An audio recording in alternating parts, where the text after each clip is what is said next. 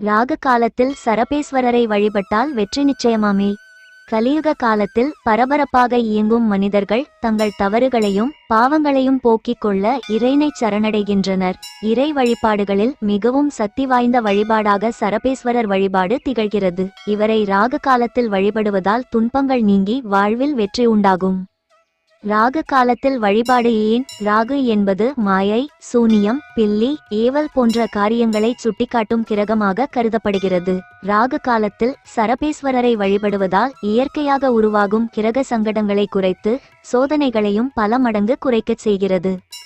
மேலும் ராகு காலத்தில் சரபேஸ்வரரை வழிபடுவதால் மனக்கவலை, கோபம், மனக்குழப்பங்கள், தொழில் தடைகள், வருமான இழப்புகள் நீங்கி வீட்டில் அமைதி, குடும்ப உறவுகளில் பாசம் பெருகும். பில்லி, சூனியம், ஏவல், செய்வினை போன்ற எல்லா விதமான பிரச்சனைகளுக்கும் தீர்வாக சரபேஸ்வரர் வழிபாடு அமைகிறது.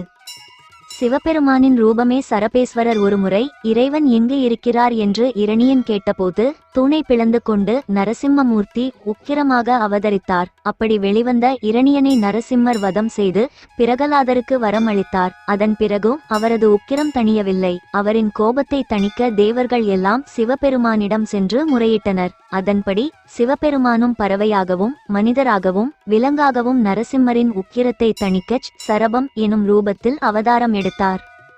சரபம் எனும் பறவையின் இறகை கொண்டு யாழி முகத்துடன் மனித உடலோடு கலந்த மூன்றின் கூட்டணியாக சரபேஸ்வரர் தோன்றினார்.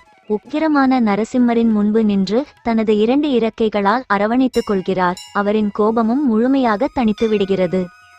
அப்படி கோபம் தணிந்து காட்சி தரும் நரசிம்மமூர்த்திக்கு காரணமான சிவபெருமானின் ரூபமே சரபேஸ்வரர் வழிபாடாகும். சரபேஸ்வரரின் சக்திகளாக விளங்கும் அன்னை பிரத்யங்கிரா தேவியையும் சூலினியையும் வழிபட்டால் துன்பங்கள் அகலும் என்பது பக்தர்களின் நம்பிக்கை.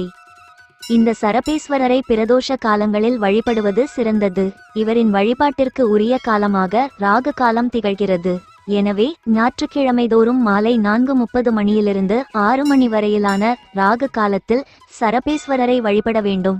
வழிபாட்டு முறை: திருச்சிற்றம்பலம் அல்லது சிவநாமங்களை சொல்லி வழிபாடு செய்யலாம். ஓம் ஸ்ரீ சரபேஸ்வராய நம என்ற மந்திரத்தை 108 முறை சொல்லி வழிபாடு செய்யலாம். குங்குமம், சந்தனம், இளநீர், பன்னீர், பழங்கள் கொண்டு நிவேதனம் செய்யலாம்.